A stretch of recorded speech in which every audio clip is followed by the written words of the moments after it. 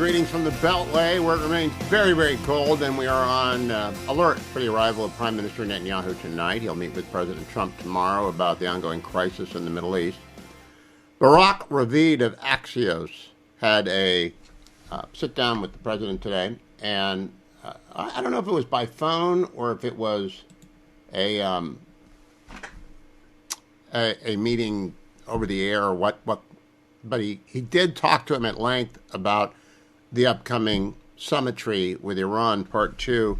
And I want to play this for you. It's in Hebrew because Barak went on one of the channels in Israel, but it has subtitles. And I've lost my return, so I can't really read the subtitle thing. But I think it's important to hear as he's talking to the Israeli community, because Barak he works for Axios, but he also works for a Israeli television station, as does Amit Segal and Nadav Eyal, and they're following this actually more closely than you folks are. If you watch on the Salem News Channel yesterday, or you caught it on replay in the third hour of my program, I talked to Crown Prince Reza Pahlavi, and tens of thousands of you who didn't see it live went over and watched it on YouTube, and I appreciate all the comments and the wonderful response, but the reality is we don't really know what will happen in the next 3 months in the Middle East. It's beyond us to be able to tell you what is President Trump's intention. He's very good at what Admiral Montgomery yesterday called strategic ambiguity. It's completely impossible to predict what he's going to do. Because today, what was most interesting in his conversation with Barak Ravid is he did not limit the demands he's making on Iran to nuclear weaponry, which is always in the past. The president carefully delimited what he wanted to get done and how he wanted to get it done, and he never laid out the missiles and the IRGC. Stop killing your people. He said that a few times. He warned them about that before, but he also never mentioned the missiles, and he never mentioned the support for terrorism to a reporter. Here is Barak, and I'll read you the subtitles as they occur as he talks in Israel. Actually, stop that. You got the wrong one, Dwayne. I got one with English subtitles. So apparently we were not on the same page about the subtitles, but he says missiles. Said President Trump has added to the list missiles. And the key development there is if it's missiles, if that's what's going to happen, they're not going to give up. They might have made a gesture. They talked about diluting the enrichment level of their uranium. That won't do it. But that's one step away from come get the uranium. It's buried in the middle of the desert in Fordow, which you guys destroyed, and then we wouldn't be able to go get it. So that isn't really asking for anything. They'll offer stuff. They want to play for time. They want Trump to move along. That's not going to happen. But here is Donald Trump talking with Larry Kudlow about other things today. Cut number 1. If our new head of the Fed, who I think is going to be great, but if he does the job that he's capable, we can grow at 15%. I think more than that. We've never, I guess I can't say never, probably after World War II, we grew at 15% when we unleashed American productivity again for building things other than weapons of war. But 15% would be the record of my adult lifetime. Good for the president. Aim high. Part 2 of what he had to say to Larry Kudlow on Fox Business. You know, we have a fake news that doesn't get the word out. That's why I love doing an interview. We get the word out. Mm-hmm. But so you ask a question. In 50 years, a president that's won, even a popular president, somebody that's done well. I'm popular and I've done well. I mean, I think we have the greatest economy actually ever in history. Now we have the hottest country anywhere in the world. That's said by everybody. We have the hottest country in the world. I guess I have to sell that because we should win in a landslide, and we'll do everything we can to do. The tides of American politics say no, but they also said that there would be a red wave during Biden's term, and there wasn't. There were some red thunderstorms in Florida and a few other places. So I have no idea what's going to happen in November. Tell me what the economy looks like in June. I'll begin to predict for you. But I was very relieved to see Senator Susan Collins declare for re-election today. She is St. Susan in Maine. I spent a lot of time in Maine. And while I'm not a citizen, can't vote there, I could become one And I might, if Virginia passes this crazy tax bill that they're talking about taxing. Maine's not a low tax state. It's in the middle, but Virginia's not a low tax state either. It's in the middle, but Virginia's going to go up to California rates. Well, goodbye, Virginia. I'll just broadcast from Maine and California and become a Mainer and vote for Susan Collins in the fall. She's going to win. And Graham Plantner, Janet Mills, you can get your radical left-wing lunatic in Graham Plantner, or you can get, they've already got one of those in John Ossoff, right? Georgia's John Ossoff is probably as left-wing as you want in the Senate, but he's up for re-election. We ought to be able to knock him off. But up in Maine, wasn't certain Senator Collins, a.k.a. St. Collins, was going to run again because she just finished the most successful run as the chair of the Appropriations Committee in the Senate of any chair in the Appropriations Committee in the Senate in the last many years. She got 11 out of 12 bills passed in regular order. And the 12th one's being held up by Democrats because they don't like ICE. And they can't change ICE because the One Big Beautiful bill, which, again, Senator Collins also got through, and held tax rates low and got no tax on Social Security, no tax on tips, no taxes on overtime. Those are come with limits, of course. But she got it done. She got the One Big Beautiful bill done. She got the 11 out of 12 appropriations bill. She's a genie. She gets it done in the Appropriations Committee. You don't want to change that for 79-year-old Janet Mills. And I don't think she's going to win the primary because Maine is a bit wacky in Portland and the suburbs of Portland. Just a bit. I mean, they're lovely people. Don't get me wrong. They're just a bit wacky, crunchy up there, up in the north. And they get very red the farther north you go. So where I am, it's pretty red. And then it gets really red. And then dark, dark red up in the county where Senator Collins is from. So she declared for re-election today. That's an enormous sigh of relief for everybody. I think all of our other opportunities in Michigan and Minnesota are good. They're looking healthy. I don't think we have any other worries about pickups or senators who are vulnerable unless Ken Paxton beats John Cornyn in the primary, which I don't see happening. Then Texas becomes a toss-up state. Just does. Sorry, I got nothing against the Attorney General. I just read the polls. He's very, very vulnerable. So vote for John Cornyn in Texas. And then we got a whole North Carolina where Michael Whatley will wage a very good race. Now, they're going to have to send the vice president out on the campaign trail, but the vice president was in Azerbaijan today on the tarmac in Azerbaijan talking, of course, about Greenland. Cut number 3. Oh, look, it's very early in the Greenland talks. I know that we've been working quite a bit on this over the last few weeks, but it's just very simple. Greenland is very important to the national security of the United States of America. I do think that some of our allies have underinvested in Arctic security. And if we're going to invest in Arctic security, if we're going to basically pay a lot of money and be on the hook for protecting this massive landmass, I think it's only reasonable for the United States to get some benefit out of that. And that's going to be the focus of the negotiations here over the next few months. I wonder if anyone thought to ask him about the Armenia-Azerbaijan peace negotiation that Donald Trump presided. I don't know. I haven't seen the whole presser. But the vice president in Armenia yesterday and Azerbaijan today, doing the job all vice presidents do, which is see the world, learn the world, be ready to run the world just in cases. Then let's do Doug Burgum on Fox Business, the Secretary of the Interior today, talking about the economy. Well, they're critics because President Trump's economic policies are working, whether it's energy dominance, which is making sure that we've got prosperity at home and peace abroad, or whether it's his tariffs.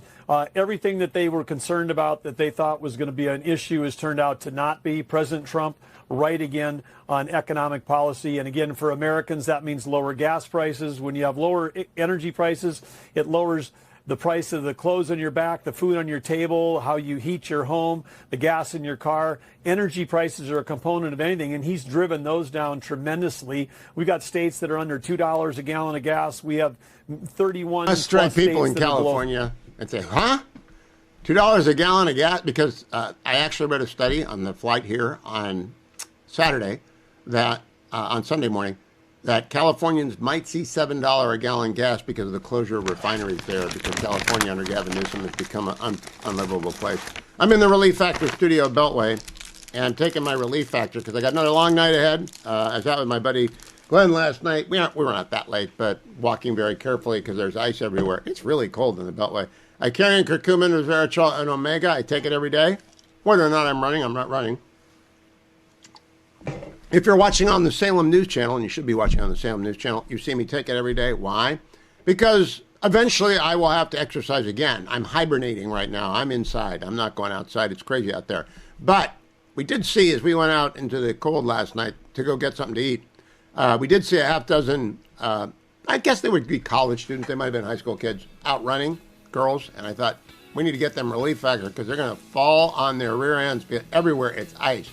1-800, the number 4, and the word relief. 3-week starter pack, $19.95, less than $1 a day, or go to relieffactor.com. Earlier today, as I said in the first segment on the Salem News Channel, Barack Ravid of Axios got a phone call from President Trump, and they talked about the ongoing Iran negotiations. Barack then went on an Israeli channel. He's speaking in Hebrew here, but I can translate for you through the magic of X. Go ahead and roll that. Earlier today, I talked on the phone for a few minutes with U.S. President Donald Trump, and he told me that if it's not possible to reach diplomatic agreement with Iran about a nuclear program, he will be ready to take military action as he did during the 12 days war in June of last month. And this is what Mr. Trump tells us. The Iranian people really want to get into business. Either we do business or we have to do something. Very difficult like before. The American president told me that he is planning to launch another aircraft carrier. Second, for the Middle East, an additional Lincoln aircraft carrier. Also send more attack ships and fighter jets. Trump said we are on the Armada, maybe on our way. An American candidate compared that discussions are being held about launching additional aircraft carriers into the region. I really don't. I guess that's the Lincoln and the George H.W. Bush. Nothing else was available. All right. Then over at Times of Israel, they say that President Trump told Barack Ravid, Iran overplayed their hands this time around. The negotiations are, quote, very different. We can make a great deal with Iran. Now, that is not possible. But it's good for the president to say that so that other people on Iran send at least their best and final offer, and they'd better send their best and final offer very soon, because I don't think they're going to wait around a long time. And I think Prime Minister Netanyahu is coming tomorrow to emphasize that. We'll follow that. Secretary of War Pete Hegseth today at a gaggle had a great thing to say about the Department of War and its ability to speed up defense contracting and reform defense contracting, cut number 5. You identified several policy changes the department was implementing to actually speed up and expedite some of the production. I was wondering, what are the specific choke points that you guys have encountered when it comes to regulations, or just like what are the issues? What's the hang up in some of these production facilities? Why have we seen delays on certain projects? A lot of the hang up has been us. So we got to look at ourselves first. The way we do business, we've been impossible to deal with.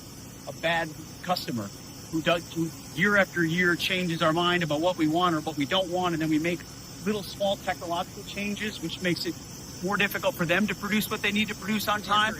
So we have to fix our own house first, provide clarity, simplify the system, allow more people to access it, give that steady demand signal, which is what we're doing with munitions. I encourage folks to look at the deals we've cut recently with Raytheon, with Boeing, with other companies, Lockheed, on Patriot missiles, on THAADs, on other exquisite munitions. That's groundbreaking stuff. Our department's never done that. The Deputy Secretary, Steve Feinberg, is a whiz kid on these things, putting these deals together. The companies are investing because they know we're going to be buying into the future. That's just good business. We haven't operated that way before. And then things like requirements. There's mazes of requirements that this department has traditionally put on different systems and platforms that are impossible to navigate. And by the time you navigate them, you're 5 years behind the actual technology. So we're going to companies and saying, tell us what you can do based on the parameters of what kind of capabilities we're looking for, say in Indo-PACOM or Southcom or out in Europe, and let's tailor it accordingly. So it's changes. That just went out on us. Good for the Secretary of War. And good for Steve Feinberg, the DepSec, who is, I had heard that this weekend, that he is a wizard. Good for him. Now, the place I'm going tonight is called Constitution Hall. And if you've never been in it, when you come to Washington, you ought to get in it. It was built by the Daughters of the American Revolution, 1,000 years ago. We held galas there in the Reagan years and had been there for 1,000 years already. It's a fabulous old building on 17th Street. And tonight, the Stand Together Gala, and I get to interview Sean Alexander. Now, those of you who are listening in Seattle just stood up. Sean Alexander, MVP of the Seattle Seahawks. Yep, that's Sean Alexander. He's a Crimson Tide guy, too. I'm going to overlook that. Should have gone to Ohio State. right? Should have gone to Ohio State. He was from Boone County, Kentucky. But we have a great lineup tonight, and I've never interviewed an NFL MVP before. I've talked to lots of NFL players, retired and active, but I've never talked to an MVP before, and it'll be fun. We're doing the Declaration of Independence, opening of the celebration of the Stand Together salute to the American dream, to all parts of our 250th birthday celebration, and I can't think of a better place to start than Constitution Hall. Next to the Lincoln Memorial is fabulous. It's a fabulous venue, and a great lineup of people to be interviewed. Sean Alexander, Glenn Youngkin, Keith Kroc, Tom Emmer, and great interviewers. Emily Seidel is going to talk with Keith Kroc. I'm going to talk to Sean. Guy Benson is going to talk with Tom Emmer about the American dream. Katie Pavlik is going to talk with Glenn Youngkin. Then we're going to kidnap him and make him be governor again because Abigail Spanberger is a kind of a cartoon governor. It's like a cartoon villain. She said nothing during the campaign, literally nothing. Nothing. She stood on the debate stage with our lieutenant governor, fabulous person, but it's a democratic state. You need a perfect set of conditions to elect, and then you need a perfect candidate like Glenn Youngkin. And if there's a one-year term limit, so we got to get him to go back. I don't know. We're not going to kidnap Abigail Spanberger. That's a joke to everyone up in Michigan and the media. You can't joke about kidnapping governors. We had a plot up here. Yeah. It's a joke. And it's unfortunately a joke because she won, and the joke is on us because she did not tell us what she was going to do, and what she is about doing is destroying the Commonwealth. And I mean quickly, not at the speed limit. She's going as fast as she possibly can to kill the Commonwealth, which is very unfortunate in our 250th birthday because the Declaration of Independence was drafted by the son of Virginia, Thomas Jefferson, and it did declare our willingness to sacrifice everything, and our framers did that, our founders did that. They put it all on the line. So we're kicking that off tonight with the idea of focusing on the American dream. The American dream is, of course, freedom to succeed, to pursue happiness. And we've got a bunch of different people to talk about that with. And I can't wait to talk to Sean Alexander about that because he came from nothing in Boone County. I mean, his parents were working, but they got divorced. And he went to Alabama. And, there's nothing guaranteed in this world for people who play sports. You can have a one-day career. And that's very unfortunately the case. But this guy put his head down, kept going. 7 or 8 years in the NFL, cover of Madden, cover of SI, MVP. Did not get the ring, didn't win the NFL, NFC. Fabulous running back. And he's really invested in the American dream, and I think it's fabulous that he is. And I look forward to talking to him tonight. But mostly what I look forward to is being at Constitution Hall to kick off my own personal observation of our 250th. I hope you've got something planned for the 4th of July, the 3rd of July when they agreed, the 4th of July when they voted, and the 2nd of August when they signed. All right, those are the three big dates. But the 250th birthday runs from July 4 this year to July 4 next year. But as I recall, the bicentennial in 1976, it lasted about a day. Good for Dave Zavagno and the gang in Ohio to try and get people to at least make it a month-long window by going to Put in Bay on August 2nd to celebrate our second war with Great Britain, the War of 1812, which was won on Great Lakes and Lake Erie. But tonight we start in Constitution Hall, so I'm really looking forward to that, no matter how cold it is out there. On Sunday night in China, former Hong Kong media tycoon Jimmy Lai, 78 years old, was sentenced to 20 years in prison for violating the draconian national security law that was passed in Hong Kong in 2020 or 2019. I'm joined by his daughter, Claire Lai. Claire, that's a very devastating verdict. What is the next steps for you and your brother and the entire Lai effort? It is an extremely heartbreaking sentence. In the words of my brother, it's essentially a death sentence. But now that the sentence is in, we hope that the door is open for more diplomatic and political channels for my father's release. Because, it was very clear early on that there was no longer a rule of law in Hong Kong, and that any hopes of my father's freedom wouldn't be found there. Now, he is in solitary confinement. I have followed you very closely. I've talked to Sebastian a couple of times. How is his health? Would you let the audience know that so they can join in keeping it front and center of President Trump when he meets up with General Chairman Xi later in this year?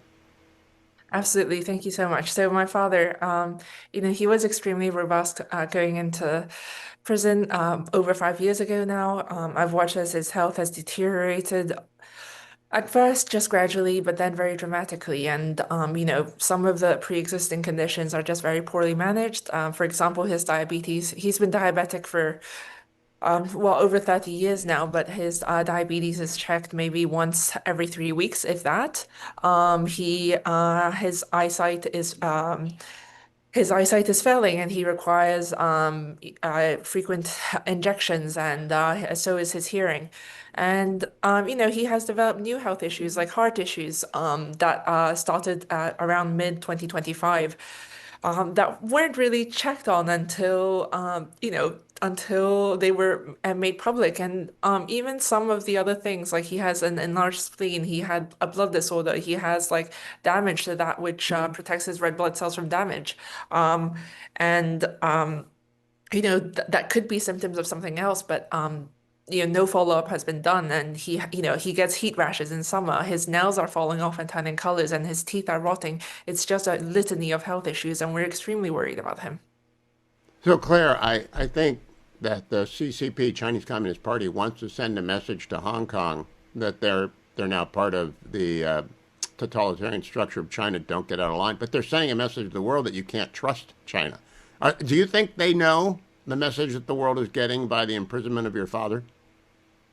Gosh, I mean, I think Hong Kong. I think China is calling it a shot here, and I think Hong Kong. I mean, they sort of want to make it seem like the man. I mean, Jimmy Lai just is not a man that ever existed. I mean, when he's taken out, when he's moved around in prison, whether it's to go to court or anything, he's covered head to toe in a thick black cloth so that he doesn't see anyone and no one sees him. And he used to be able to exercise outdoors, although there was only him in the field. But now it's completely covered, and no one gets to see him other than guards. And it's and if looking at their press statements, they're trying to make it sound like my father is this violent, violent man who's this evil, violent man. But all they've proven is that he's a man who loves God, who loves his family, and loves freedom. And truth is an essential element of that. I think they're proving the nature of the regime, and I don't know that they know that. Claire, I want to make sure people know what they can do to help. What do you want the audience to do if they're interested in helping Jimmy Lai?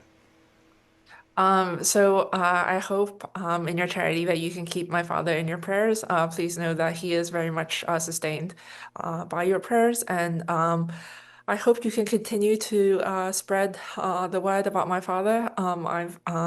We've all been extremely touched by just the reaction to my father's sentence, and I mean, if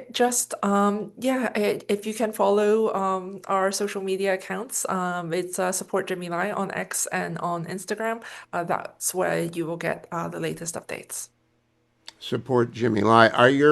Are the council, do they have any appeal in the Chinese legal system at all, or is this it? We have 1 minute, Claire. The appeal system, it's just if it's the international team and the domestic team are completely separate, but appealing at this point, if you look at my dad's previous cases, I mean, like the Tim Owen case, we won at every single level, and then China just took control, and then we lost. So appealing right now would just be losing time, and it's time that my father doesn't have. And no further delay. There should be no further delays at this point. Hashtag support Jimmy Lai on X and on Instagram. Claire, please keep coming back, and you are in our prayers, and I hope Leo the 16th gets involved. Everyone remember, hashtag support Jimmy Lai. We have a fake news that doesn't get the word out. That's why I love doing an interview. We get the word out. Mm-hmm. But so you ask a question.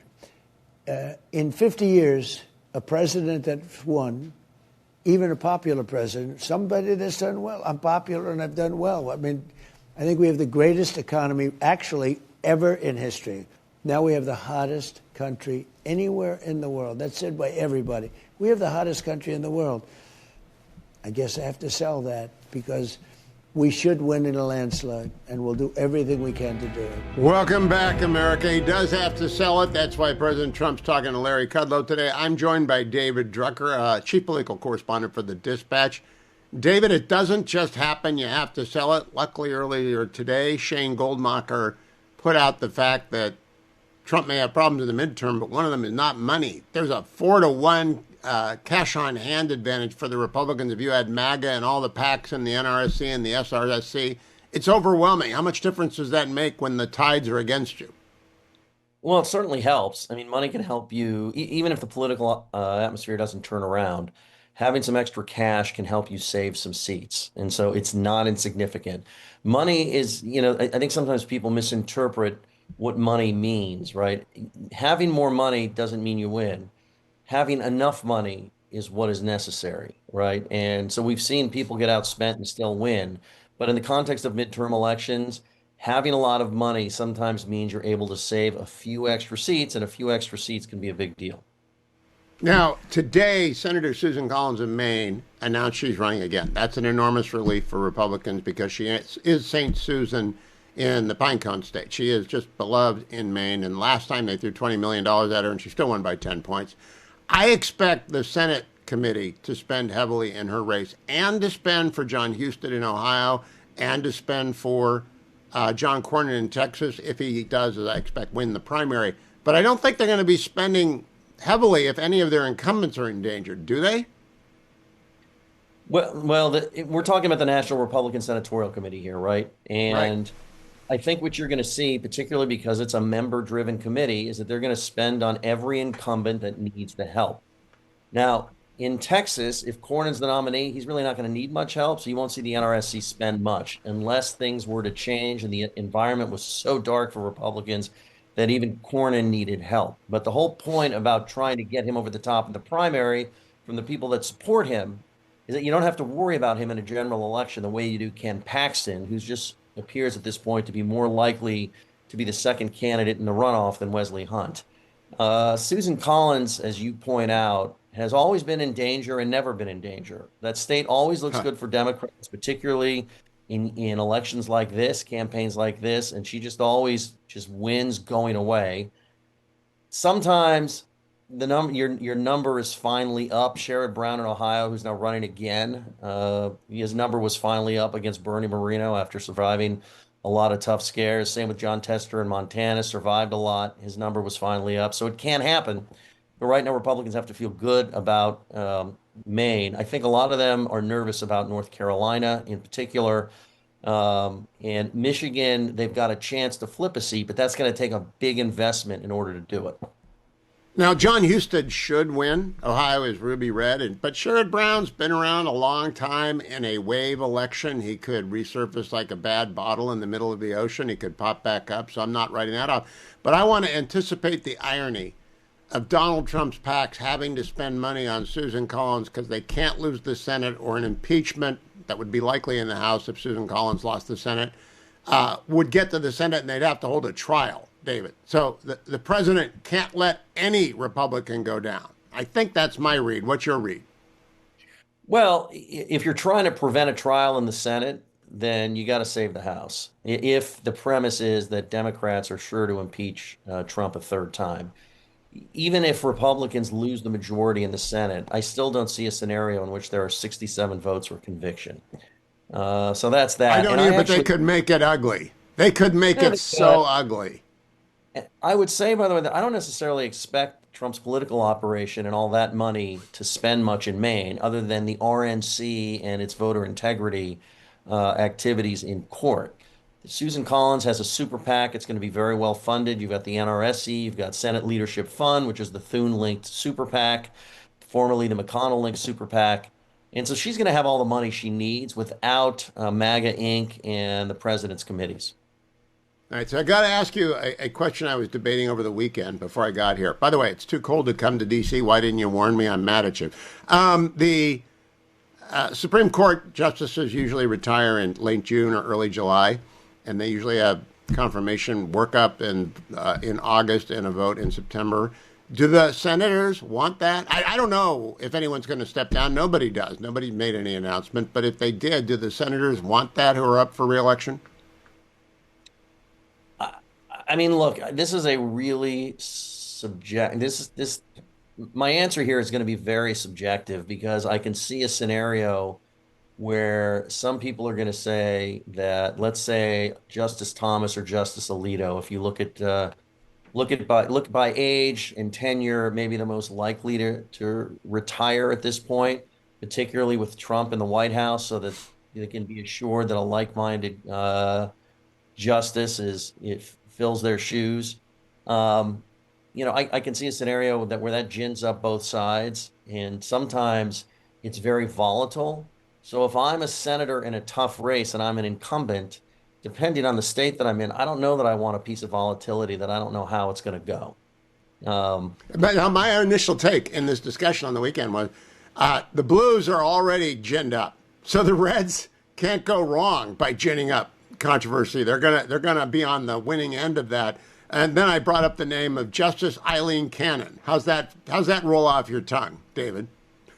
I mean, I think Democrats would love to see Eileen Cannon nominated to replace whoever might retire. I think that's something they feel like they could do a lot of make a lot of it cuts both ways.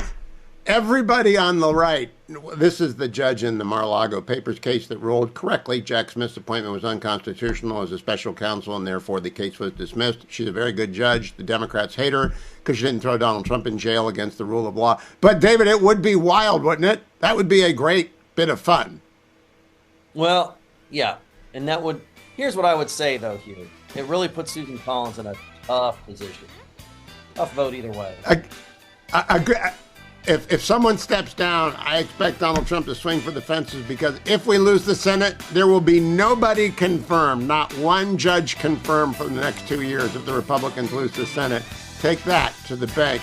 David Drucker, always good to see you. Follow him on X at David M. Drucker. From the Dispatch, new tape on Nancy Guthrie been released. I'll bring it up to you after the break. I've said exactly nothing about Nancy Guthrie, the 84-year-old mother of Savannah Guthrie. I've worked a little bit with Savannah, so I just did not want to say anything about it. But today, the FBI released tape less than an hour ago of an intruder in the early morning hours approaching the door of Nancy Guthrie in Tucson, Arizona, on her porch.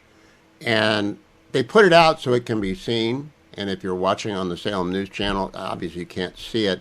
If you're listening in your car on your way home, I'd encourage you to go to X. It'll be everywhere. I almost fell for it. Thank you, Harley, for not letting me do it. A fake photo of the suspect that was colorized and details were attached to it, and I sent it to Harley because Harley can tell immediately if it's legit or not. This, I don't know if all the recent graduates from CSI everywhere are right online, that this gives the suspect very little chance of getting away. I don't know. I never attended criminology school. I have no idea whether or not there's a gait analysis that works, or whether the pictures of the guy in the ski mask, you can see his eyes, but not very well. There's glare from the Ring camera. He did not expect a Ring camera. He's armed. It's scary. Don't open the door at night. Obviously, I'm not sure. I don't know whether or not he forced his way in. Nobody knows. And I have no opinions on suspects whatsoever. I don't follow the case that closely, except to say a prayer for Nancy Guthrie and her entire family, including Savannah. But if the FBI puts it out there, they want people to watch it. And so I'm telling you about it because they want people to watch it. When I come back, I've got a lot coming up in the program. Don't go anywhere. I will read you now the translation of the Barack Ravid conversation with President Trump earlier today, because it's new. Trump said, either we make a deal or we'll have to do something very tough like last time. He said he was sending a second carrier. We already have a fleet there, maybe one more on the way. He said the Iranians are acting very differently. Quote, these are completely different contexts than last time. And he added, I don't think Netanyahu feels pressured because of negotiations the U.S. is conducting with Iran. He wants a deal too. He wants a good deal. He added, we can reach a perfect agreement with Iran. They won't have nuclear weapons. They won't have missiles. Okay, that's a big deal. If they cannot have missiles, That's a big deal. These are completely different contexts, and last time the Iranians didn't think I would attack them. They took a very big risk. Obviously, the president is sending a message via a different path to the Iranian leadership. Stop screwing around and bring your best and final offer, because we brought enough to bury the regime in rubble, find the supreme leader and get him. And we are prepared to defend our bases, our people, and our allies in the region. And we probably have not just Israel joining us in this. So, lots going on this afternoon. A lot more coming ahead. Stay tuned to the Salem News Channel, these great radio stations on the Salem Radio Network, and our wonderful affiliates. I'm Hugh Hewitt. Be right back. The Hugh Hewitt Show, coming to you from the Relief Factor studio, is brought to you by ReliefFactor.com.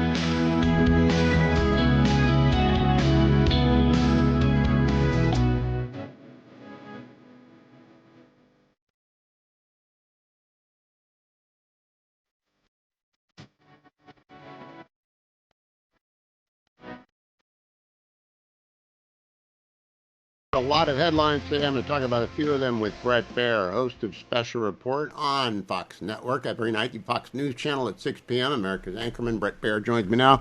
Brett, I was tricked into coming back to D.C. It's actually very, very cold here, and nobody told me. You've been a D.C. person for a long, long time. Do you remember a February this cold? No, it's horrific, and I'm sorry you're here. I want to go back to California. Okay, Brett, turning very serious. Less than an hour ago, the FBI released new tape of Nancy Guthrie. And I've played it and talked about it so that people go and see it and study it. I don't think the Bureau releases tape unless they want people to do that. What's your assessment of that? Yeah, I think that Kash Patel put it out. The Sheriff's Department there in Pima County put it out, hoping to find somebody. And I think it's the biggest move in this case, obviously, and I think it took some time because it was dug into with the help of companies. The Ring company and the images and video were inside, deep inside and stored, maybe not recorded on the original line, but inside the device itself. So anyway, they managed to get it. I think they feel like this is advancing the ball. And the fact that there doesn't appear to be any more communication, this is, all they have. You have got great experts on your program, including the retired detective who's just fabulous. I can't remember his name. But do you think this adds anything to the investigators?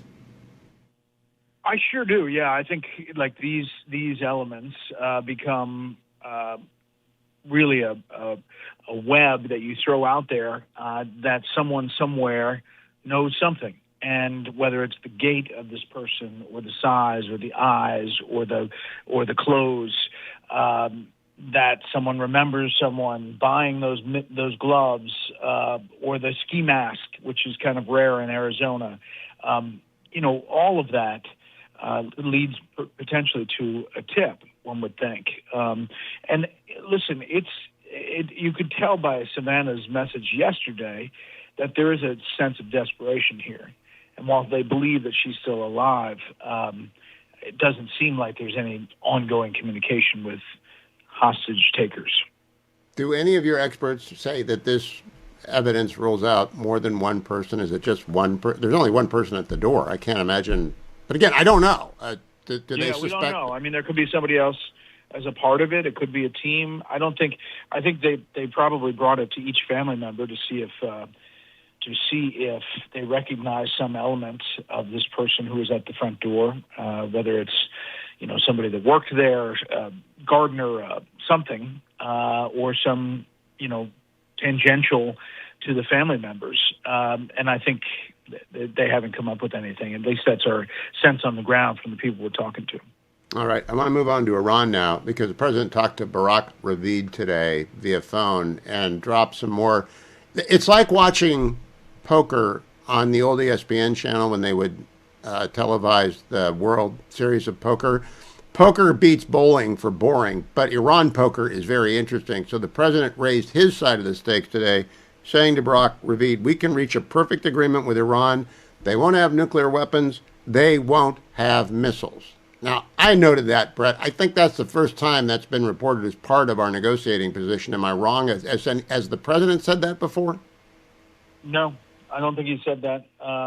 And I know that the Iranians have kind of drawn a line in the sand on both of those elements about nuclear enrichment and having missiles to defend the country. I mean, in fact, the foreign minister said that to me the last time I had him on the show, and he was pretty adamant about it. So those two things do advance the ball and maybe kind of lay a new red line.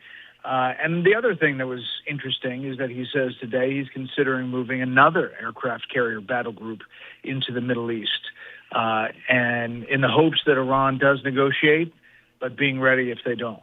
Yeah. Admiral Montgomery told me on the program yesterday, right after the Crown Prince was on, that a carrier group can stay sharp for 3 months. The Lincoln can loiter there for 3 months, and then the edge comes off and you got to replace it. So I think they got to get ready to get the H.W. Bush sent there in any event that might arrive on station early. What's your gut feeling, Brett Baer? You covered the Pentagon before you took over the anchor desk over at Special Report. What's your gut tell you about this? My gut tells me that the negotiations are not going anywhere and that there's going to be some kind of action. I don't know what that action is, the extent of it. I don't know the targeting or the purpose. I do know that this president is not one that throws something out there and then doesn't act on it or fulfill it.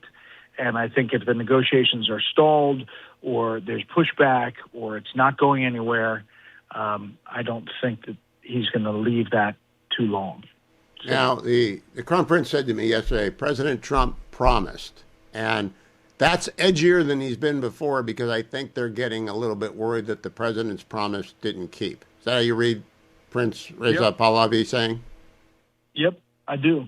And, when you say help is on the way, and you've got thousands of people taking to the streets, risking their lives, and whatever the number is, there's some estimates north of 20, maybe even 30,000 people have been killed. I do think that that's a message that's being sent.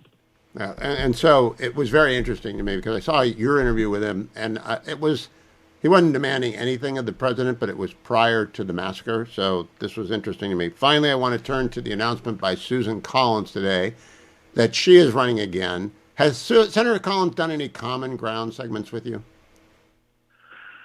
She has not, actually. Surprisingly, she's at the center of a lot of negotiations, obviously, when it comes to bipartisan negotiations. I wouldn't be surprised if she does a couple before November. But tonight we have Nikki Haley on, former UN ambassador, former South Carolina governor. She just endorsed Susan Collins, and I'm sure we'll be out campaigning. And in Maine, that kind of figure probably helps Susan Collins. Yes, and I think, she won by 10 points going away, and I spend every summer up there. She's St. Susan Collins up there, not just Senator Susan Collins. So they can throw as much money as they want at her. I don't think they den her. But if you're Susan Collins, Brett, or you're John Husted, or you're John Cornyn and he wins the primary, do you dread or do you hope for a Supreme Court retirement in the summer? I think it goes to the hope side. It really motivates all of the Republicans, and we saw that numerous times in several elections. You can hold your own personal beliefs and what you think about the ideology, but as far as firing up a Republican base, it would do that. It would also obviously fire up the Democratic base.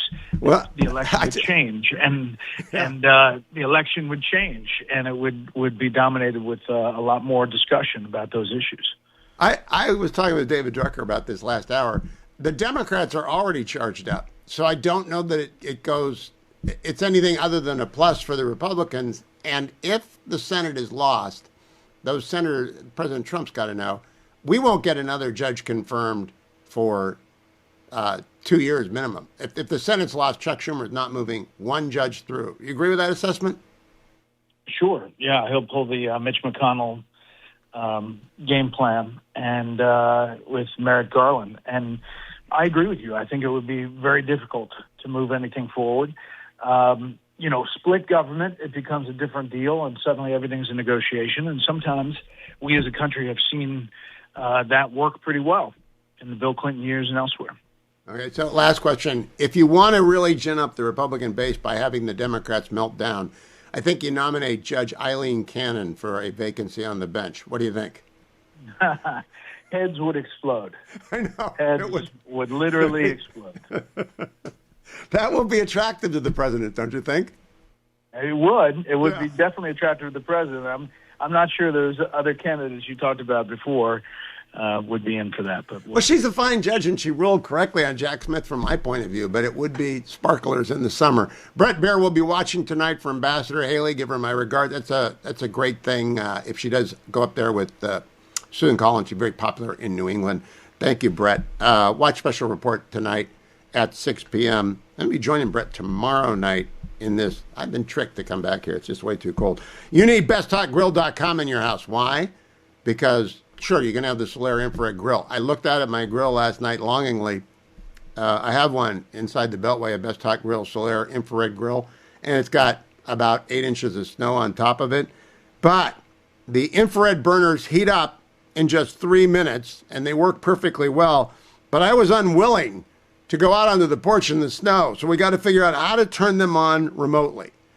I might have to get some Rasmussen Chillbuster vent-free gas logs, or Alterna vent-free fireballs.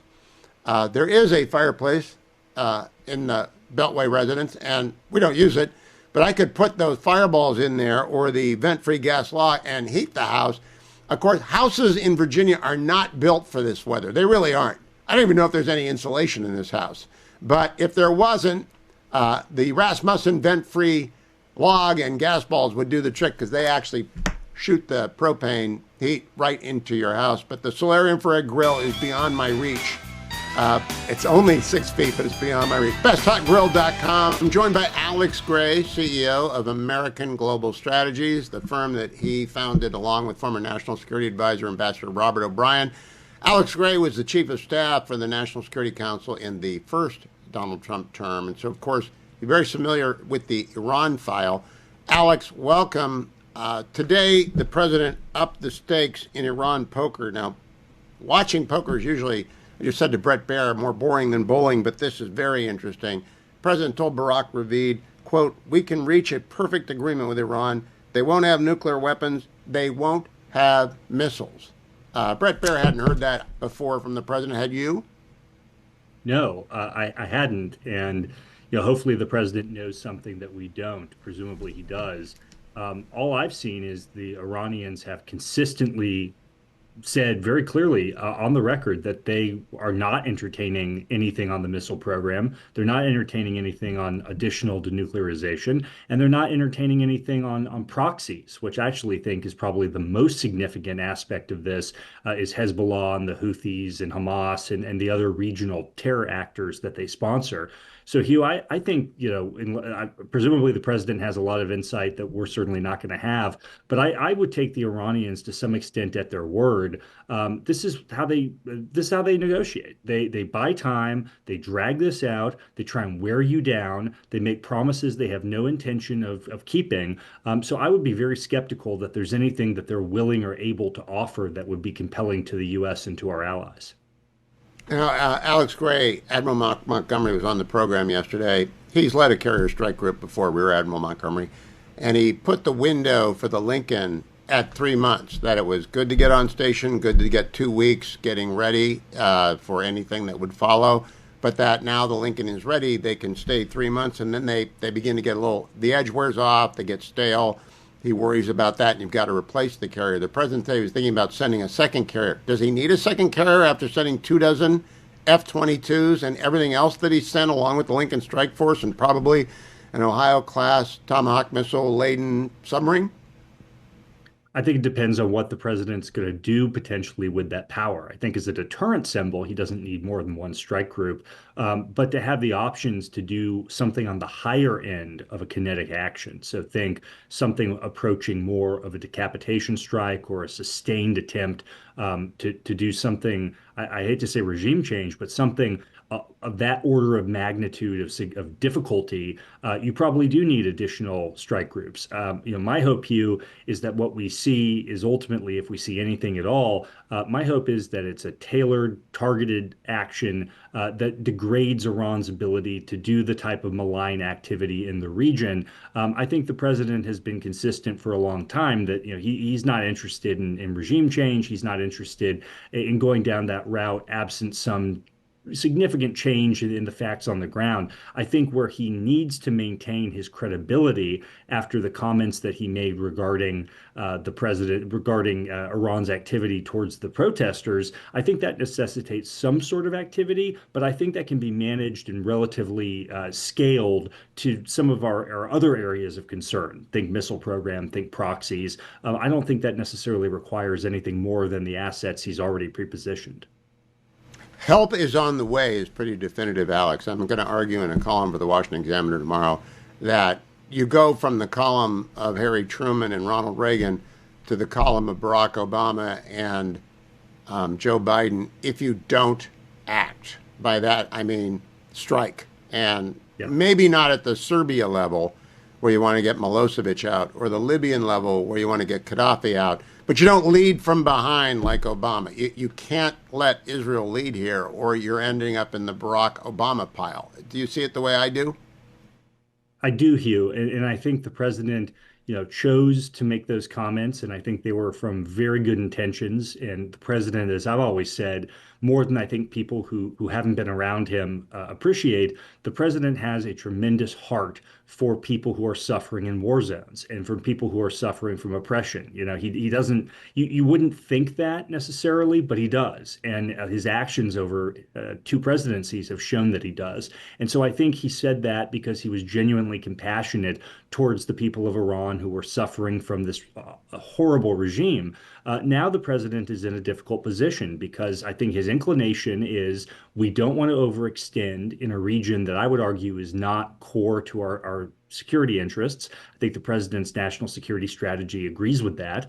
And I think the president also is very judicious about the use of force. He wants it to be surgical. He wants it to be targeted and tailored and of short duration with clear objectives. And so I think he's got to balance those comments that came from a very good place with his very strategic and thoughtful sense of America's ends and means. And so my prediction here, as I said, targeted strikes that will go after elements of Iran's apparatus of oppression, elements of Iran's malign regional activity, but I don't think he's going to undertake something more comprehensive than that targets the regime itself. The apparatus of oppression, I'm with you. Got to get the missiles because they're actually a threat to everyone in the region, and we can't let them continue to do that. I want to read you Senator Graham's statement this afternoon, Alex Gray. To the brave people of Iran, President Trump has always heard your cries and demands for justice. The regime has proven yet again it's incapable of real change. If this regime continues on the course they are on, then I believe President Trump's statement that help is on the way is becoming more real by the day. That's Senator Graham laying it on heavy, isn't it, Alex? Well, look, this Senator Graham, I think in this instance, is right that the president, I do think help is going to be on the way in the standpoint of the president is not going to be Barack Obama. I mean, we both have spent time around the president, Hugh. We know that the president does not.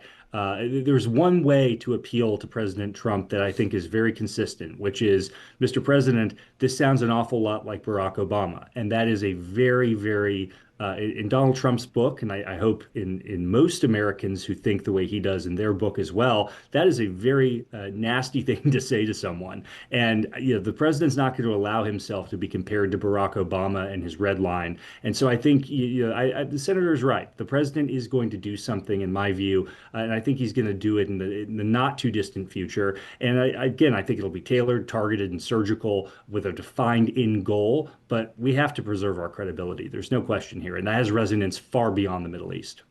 You know, if anyone said about Barack Obama to him, he said, "Oh, that's a nasty way to put it. That's a nasty way." He hates that, doesn't he? And this is the most Barack Obama danger he's been in. This is an exact replica of the Syria red line if he doesn't act. And I think that's why he's going to act. Last word to you, Alex. I agree, Hugh. I think the president chose to do something that I think came from a very good position, and now we have to make sure that the consequences of that statement are not going to be strategically detrimental to us elsewhere. And I'm thinking Taiwan, I'm thinking Eastern Europe, I'm thinking in the Western Hemisphere. We have to have the credibility that Joe Biden squandered and Barack Obama squandered. Donald Trump has been the most effective deterrence president since the Reagan era, and that's why the position we're in now is one where we have to maintain that credibility for our global posture. Great. Alex Gray from American Global Strategies. Thank you for joining me, Alex. Former chief of staff at the National Security Council. He knows Trump White Houses. Checking the temperature. It's actually warmed up today in the Beltway. It's 45 degrees right now inside the Beltway. That's not cold. That's Ohio light. That's almost a bad day in California. It's not really cold. So that complicates the dilemma I'm facing, which is coat, no coat. In D.C. in the winter, when you go to a gala, when you go to a big deal event like the Stand Together opening event in their 250th anniversary of America celebration about the American dream, going to be a lot of people, going to be a fun place. The only thing I dread about big D.C. get-togethers like Stand Together tonight is the coat check. Won't do it, wouldn't be prudent. So normally, you can't take a coat and put it on the table. You can't do that. So you have one choice: coat, no coat. And of course, after a big event, you can't get an Uber for 3 hours. So I have a plan, not a very good plan, but it's a plan. It's to walk 4 or 5 blocks to a known watering hole and hang out there for a while and then call Uber. But it's warm inside and it's friendly. Go to the watering hole. But the 4 or 5 blocks to get to the watering hole at the end of the event, that could be pretty cold. Coat, no coat. Now that would make Susan Collins laugh. Mainers laugh at that. 45 degrees is September.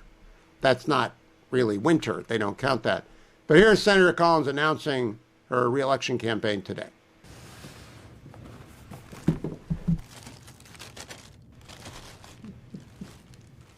This is perfect for 2026 because I'm running. New Balance shoes, which she pulled out, are manufactured in Maine. I believe that's the case. And so she pulled out some New Balance shoes, and she is running, and that's terrific. Now, I have a question for the audience. 1-800-520-1234. Midterms are going to be pretty tough for Republicans because they always are. It's the third election with Donald Trump in the White House, but it's the second election with him not on the ballot. Historically, that's a very bad cycle. Now, it was very bad for Barack Obama. It was very, very bad for George W. Bush. That's the last 2-term president we had. This is President Trump's second term. President Biden didn't get a second term, and he couldn't even survive the first term, so he would have gotten wiped out. And it's very historically difficult terrain. So do you want, for nothing other than political purposes, do you want a Supreme Court justice to retire? I'm not in the habit of giving Supreme Court justices actual advice. They don't need advice. They know what their own lives are like. Politically, I don't think the Republican Party can lose with a retirement. But I do think the court can lose without a retirement, because if the United States Senate goes into the control of the Democrats, we will never see a judge confirmed until after Donald Trump has left office. Moreover, if the Senate goes Democrat, that means the House went way Democrat. That's a wave. And if the House goes way Democrat and the Senate flips, which is not impossible, although Republicans are staked to a 3-seat lead, they'd have to lose 4 seats net. Pretty hard to do, but you can do that in a wave. It's happened before. Happened in 1980 Happened again in 1986, which was Ronald Reagan's second term. You can lose the Senate in a off year of a second term, even when you've got a 3-seat head start. You can lose 4 seats. Chuck Schumer is majority leader. If that happens, there will not be another justice until a new president comes along. And actually, the Senate reverts.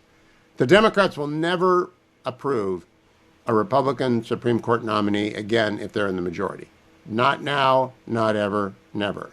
They won't do it. And they can't do it. There would be a mob outside of Chuck Schumer's office and on the street. So my question, do you hope? Not will they, you don't know, I don't know. There's no way for either of us to know or for anyone out there to know, not named Thomas or Alito. There are, I think, like 4 people who might know. The Thomases and the Alitos. But do you hope so? For political reasons, for jurisprudential reasons, I hope so, but I don't know so. And I don't know what their view is. They're both in great health. They're both doing the best work they've ever done because they're in the majority most of the time, not all the time, most of the time. They're writing great opinions, but it would be epic and a bloodbath. Epic meaning, as Brett Baer said, heads would explode. Yes, especially if you nominated Judge Eileen Cannon, who, by the way, I think is a very likely person to appear on President Trump's short list. What do you think? 1-800-520-1234. 1-800-520-1234. Connect you to me, Hugh Hewitt. More Epstein fallout. Now, I think the Epstein thing is over and done, and I'm wrong. I don't talk about it much because it's difficult for me to comprehend how anyone would associate with this guy after he was convicted of sex trafficking in 2008. But I think releasing the emails was a terrible decision by Congress. A lot of people have been injured that didn't need to be injured. But now Secretary of Commerce Howard Lutnick is in the firing line. Keir Starmer, the Prime Minister of Great Britain, got blowback this week. It just goes on and on and on because there are a gazillion emails to a gazillion people by this creep, this horrible person. And I think he killed himself. I don't think he was murdered, blah, blah, blah. And I just think, I don't want to go down a rabbit hole. I don't want conspiracy theorists. I'm going to come to the calls in just a second. 1-800-520-1234. Do you want the political fray that comes with a Supreme Court nomination or not? That's the question. Do you want it or not? But, headline, Lutnick says he visited Epstein's private island with his wife and children. Commerce Secretary appears to contradict previous comments that he avoided the sex offender after visiting his New York home in 2005. This is just posted in the Wall Street Journal at 2:17 p.m. Commerce Secretary Howard Lutnick said he visited Jeffrey Epstein's private island in 2012 with his wife and children, years after Lutnick said he had cut off ties with the convicted sex offender. Quote, "My wife was with me, as were my 4 children and nannies. I had another couple. They were there as well with their children, and we had lunch on the island," Lutnick said during a Senate Appropriations Subcommittee hearing on Tuesday. Lutnick said he and his family spent roughly an hour on the island and then left.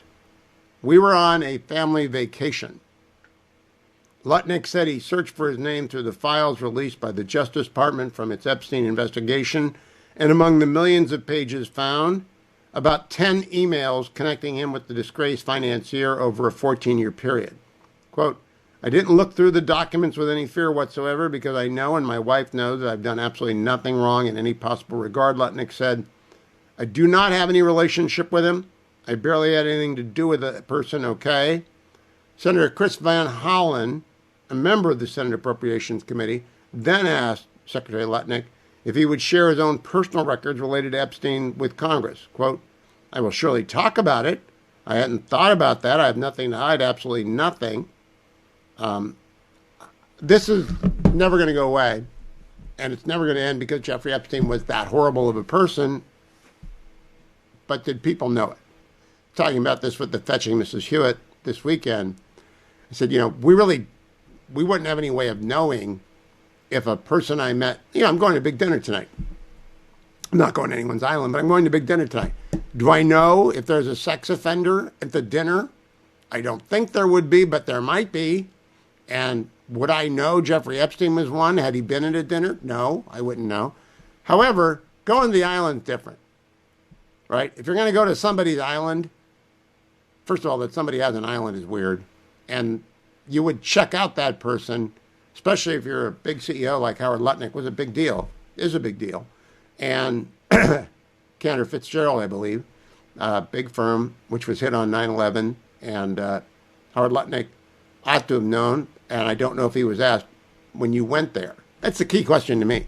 When you went with your wife and children to Epstein Island, was he there? Did you know how did that happen? And did you know he was a convicted sex offender at the time? That's a bad lapse in judgment, but I would have thought it should have come up at his confirmation hearing. I just don't know. Back to the question I posed. Do you want a Supreme Court nomination during the summer? Kevin in Minnesota cold. Hello, Kevin. Well, I'm normally in Minnesota, so I'm very sad about your cold story. Yeah. It's not that cold anymore. It was last night. Well, there you go. Currently, I've got my back to Mobile Bay, so I can't be too hard on it. No. No. And owning an island isn't that weird. Does anyone out there know about Mobile Bay? I'm not sure you want to tell people about Mobile Bay. That's like the best kept secret in America. Not for long. It's built up crazy. It's like the number 3 or so county in the country for building. Yeah. Yeah. It's a beautiful place. I haven't been there in 20 years, but it's a beautiful place. So do you want very much a Supreme Court nominee or not? Well, it violates my first rule of wing walking. Don't let go of one thing until you've got a hold of something else. But, who would you have go and who would you have replace? Well, I don't have any. I'm not pushing anyone. I'm just saying, as a political matter, would it be good for Republicans or bad for Republicans? I think it would be good. Well, I think as a practical matter, it would be good, but you get Coney Barrett again. That's not good. Oh, no, she's wonderful. Why do you say that? She's been kind of a disappointment on several issues. I'm not. No. Right? She's absolutely right. The Philadelphia versus Fulton, writing the concurrence saying that we have to revisit and overturn Department of Employment Services versus Smith from 1999, written by Scalia, which holds that the free exercise of religion is not entitled to a higher level of scrutiny. That's her concurrence. That's the most important thing that anyone has said in a concurrence as long as I can remember. Okay. Well, I of course, defer to the constitutional professor, but... Well, I got my reason. I think she's fabulous on the free exercise clause. You're never going to bat 1,000 with a justice, You're not going to do it. I'll go for Ted Williams numbers, like 400. Just to be perfectly happy, 400 is good. Normally, I think she's hitting probably 800. If you say so, I defer to your judgment, but, Well, I wish someone on this staff would. Do you think Dwayne? Do you think Dwayne can hear that? I don't depend on you to pay for my, supper, so I can say whatever I want. All right, thank you, Kevin. But I defer to your judgment as something that I've never heard it before. That's the first time I've ever heard that phrase. In D.C. tonight? I got 3 kids and 7 grandkids and a wife of 43 years and a producer and an engineer of 25 years. I've never heard that before. How cold is it going to be in D.C. tonight? I defer to your judgment. I have actually never heard that. It's going to be like 2 degrees tonight? I've never heard I defer to your judgment before. I wouldn't defer to your judgment about a coat at night in D.C. I defer to your judgment as just an absolute new thing for me. I'm a little bit stunned. House Speaker Mike Johnson gave a presser today. It turned interesting at one point, despite the best efforts of the press not to make it so. Cut number 7. They argued that non-citizens and unregistered individuals don't actually vote. And then we proved that they did, and so then they changed their argument again. Then they argued that the SAVE Act disenfranchises married women who would have to change their last names. That was actually, you remember, that was a whole line of argument. And now, this is their current argument, now Democrats are saying breathlessly, the SAVE Act would result in voter suppression and voter disenfranchisement. It's nonsense.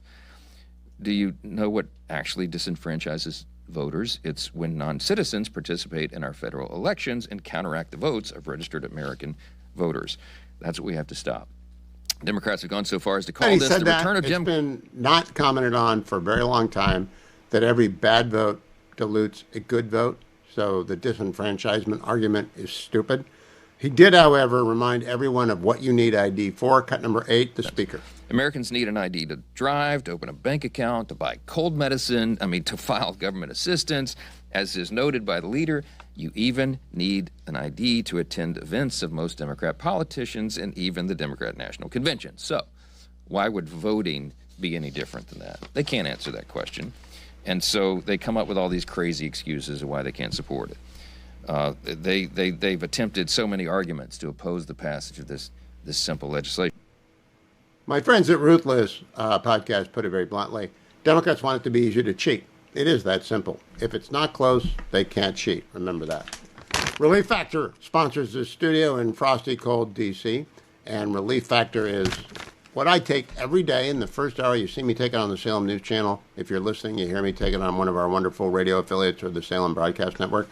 And I do so not because they're a sponsor. They're a great sponsor. But a lot of people have offered me a lot of money to take other supplements, and I decline. I believe in Relief Factor. It works. The science is good. The science is sound. My experience for 12 years proves it for me. Now, I'm not saying 100% of you will be happy. That is not, in fact, true. Some of you will affect nothing. You'll say, no, didn't do anything for my tennis elbow or my bad knees or my back. I get it.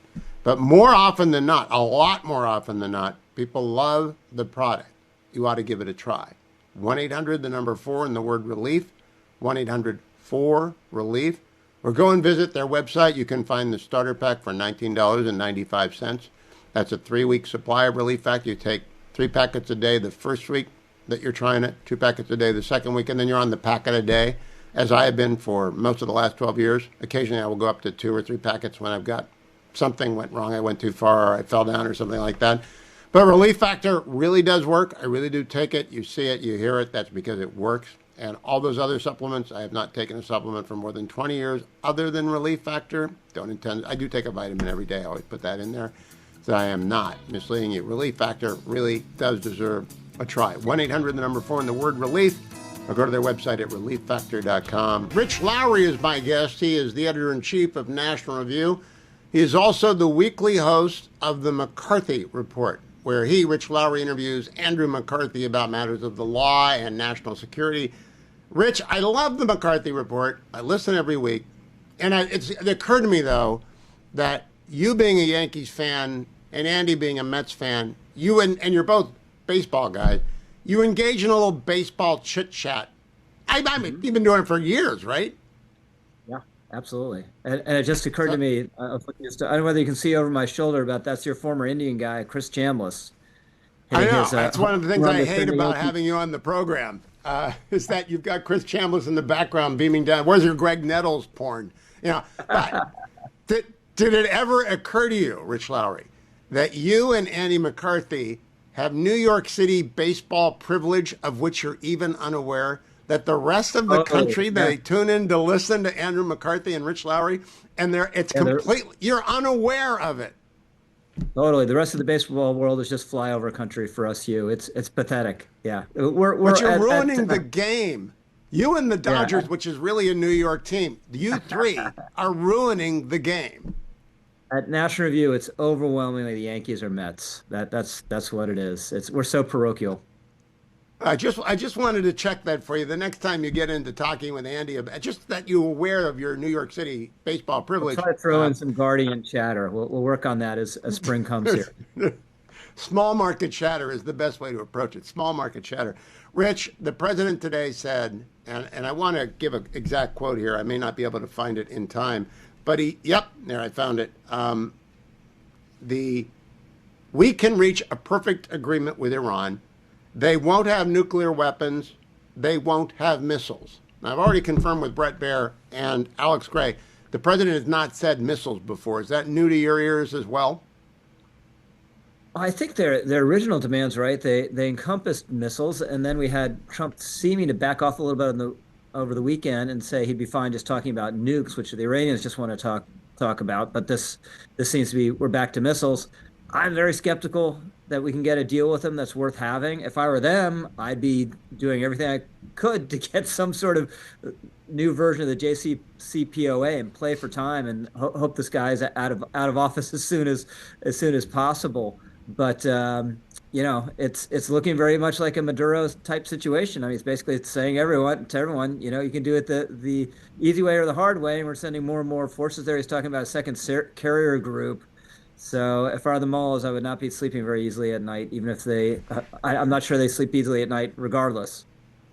Now, I asked Admiral Montgomery yesterday, and I asked the Crown Prince Pahlavi, and I asked Israeli security analysts. I'm going to ask you, what is America's capacity for casualties? I don't say that lightly. I've got a son-in-law on active duty in the Navy, so I'm a little bit worried about this stuff. But I'm not indifferent to the risk our service members run. But does America have the risk for any casualties at all?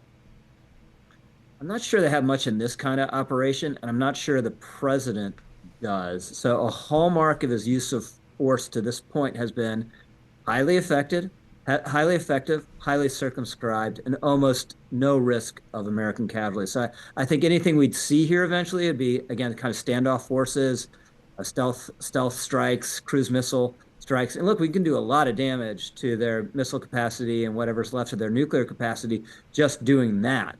But I don't think we have the capacity from the distance to affect the survival of the regime. It's a nice cliche, Hugh. We like to tell ourselves violence doesn't solve anything. It does. When you have an opposition that has no weapons and you have all the weapons and you have a leadership willing to tell people to shoot and you have people who will pull the triggers for you, we saw what we've seen the last several weeks, right? 35,000 more or so dead. And that just makes it hard for people to be out in the streets. It is my opinion that it's in our interest and our interest of our allies, including Israel, UAE, and Qatar, to destroy the missiles. And it is in the interest of the Iranian regime to hit the IRGC headquarters and the instruments of repression. That's the way it's been, the machinery of repression.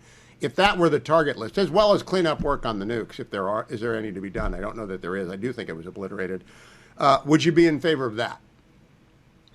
Yeah, in the right circumstances. And I think Iran, you can stretch and say it's authorized by the post-September 11th authorizations. I'd love to see a full, frank, explicit authorization for such an operation, but that's not the way we do it anymore. No, and it's unnecessary anyway. Article 2 is up to the challenge of a presidential series of strikes, as it was in Serbia, as it was in Libya. There are plenty of precedents for it. Democrats didn't complain then. Now, Rich, I want to turn the wheel completely to a different subject that came up earlier today. Susan Collins announced she is running for re-election. That's very good news for the Republicans. She is St. Susan in Maine. She's been a very effective chair of the Appropriations Committee. Nevertheless, it looks like a very difficult cycle for Republicans. So my question to you is, would the Republican Party be happy or sad if a Supreme Court justice retired in June? I'm not sure how much it would affect the midterms. As you've pointed out, it does tend to gin up both sides. It would reemphasize the stakes for our side. But, I'm such an admirer of the justices we have now, but I hope they're at least thinking about it, because we don't want to, God forbid, Ruth Bader Ginsburg ourselves, where out of an attachment to a really, hugely important justice, we end up in a situation where you've lost the Senate, you lose the presidency in 28, and then you're losing a Supreme Court seat. You see, I would, for me, if I were in that position, it would depend entirely upon what only I and my spouse knew, which is my capacity for work and my health, and whether or not I want to go 6 years, because I do believe, Rich, it's highly likely, at least it's within the realm of almost majority likelihood, that if the Democrats get the Senate, we won't see a Republican nominee get through that Senate so long as it's in the Democrats' hands. Do you agree with me? Correct. Yeah, correct. It's going to be like something we've never seen. If they take both the House and the Senate, instant subpoenas on all these things they've been complaining about, scandals and pseudo-scandals, certainly a third impeachment, and I would think a total lockdown on confirmations. At district court, appellate court, and the Supreme Court. And there is no list this time. And so Donald Trump would nominate, there's nobody that we can cabinet to. I personally think he will give long consideration to Judge Eileen Cannon. What do you think of that? Well, they clearly like her. He thinks he had a good experience with her with the case down there regarding the documents. They've gone out of their way to go to where she is in this election case they might be pursuing. So they clearly like her a lot. I don't know much about her jurisprudence except for her handling of those cases. She was so correct on Jack Smith's appointment that's enough for me, although the confirmation process would reveal a lot. It would, to quote Brett Baer, make heads explode if that were to occur. You agree with that? Yeah. Anyone he picks is going to make heads explode, but that one would to a maximum extent. All right. Last question. Howard Lutnick is on the top of the Wall Street Journal tonight. He went to Epstein Island. Now, this is the first day I've ever talked about Epstein because I just think it's old, but I would love to hear Andy. I'm going to ask him myself when I have him on next. Would anyone know that Jeffrey Epstein was a sex offender who didn't know him in 2008? Would anyone know that? Repeat it again. Yeah, Howard Lutnick went to his island in 2012, and he said, I was with my wife and my kids, and I don't know the man. Would you count that against him? Say it came up in confirmation. I just don't know that I would know someone was a sex offender. If you really didn't know, you're asking. Yeah. I don't. Do you think it's a legit issue for Howard Lutnick? He got asked this on the Hill today. Yeah, I think he's compounded it by being apparently deceptive when he was asked about it recently. So I think that's a mark against him. But I think they're emails, right? Or text exchanges with his wife saying we're bringing all the kids. So clearly he wasn't going down there to participate in disgusting parties or anything of that nature. But it is embarrassing. We've seen it again and again. People say, "Oh, I cut off relations with them in 2006 or whatever it is," and then you see, no, they actually were still dealing with them afterwards, and they're saying, "Oh, I'm so embarrassed and humiliated by what I did, and I want to make it right." But I think the biggest Epstein story today is apparently Trump applauded back in 2006. Before a lot of these characters were dealing with Epstein, he was saying the police are right to go after him, and he's a dirtball, and he saw him with teenagers, and he ran the opposite direction when he did, and that Maxwell is evil. Well, I think the president's in the clear on this because they dug so long with so many lawyers on Jack Smith's case. They had access to everything. They would have gotten him. But it goes to judgment with everyone who talked to him after his conviction. Do people have an obligation to research him, in your view? Should they have known? Should Howard Lutnick have known in 2012 this is an error in judgment? I think so. He's a registered sex offender. It'd be good to find out. But maybe you can make the case that somehow he didn't. All right. New York City baseball privileged Rich Lowry. Always good to talk to you, and a great McCarthy report this week. I learned more on crypto than I've ever known before. Thank you, Rich. I got to remind you, AndrewandTodd.com, 888-888-1172, great sponsor of the program. I am reminded of that because when the snow finally melts inside the Beltway, all the pent-up home buying demand is going to go right to the roof because people have been outdoors for a month. It's really cold here. Not like Minnesota cold, not North Dakota cold. I'll talk with Lilacs about that a little bit later. But cold. Cold enough that people are not buying and selling houses. So there's always pent-up in demand in the spring, plus people are moving because it's time to move at the end of the school year. Get ahead of that with AndrewandTodd.com. They are, of course, the mortgage experts. They're the refinance experts. They're with Union Home Mortgage, 888-888-1172. They've been doing it for a combined, 100 years. And they did my loan when I moved back to the Beltway. They've done Dwayne's loan. They've done loans for thousands of you people who are listening right now. And nary a complaint in all those years. Not one. 888-888-1172. AndrewandTodd.com. Whether you want to buy an investment property, whether you want to buy a second home, whether you have to move because you've been transferred, you're a veteran, you don't want to put any money down, you're a senior citizen, and you want very, very much to take some money out of your house with a reverse mortgage, Andrew and Todd can do that because Andrew Del Rey and Todd Bacon have been doing it for tens of years, and they will do it for you. 888-888-1172. Now, I've been a little heavy with my coverage in the last couple of days because I think we're on the cusp of war, and Benjamin Netanyahu is coming to town tomorrow to talk about that, and I want very much for everyone to be clued in on that, so I've been focused on it. But I'm not indifferent to weird stories that come along as well. And this isn't weird so much as it's predictable. The Wall Street Journal is not the place to go for a relationship column, if you ask me. That this is under the relationships vertical at the Wall Street Journal. A Stanford experiment to pair 5,000 singles have taken over campus. A student built a matchmaking algorithm.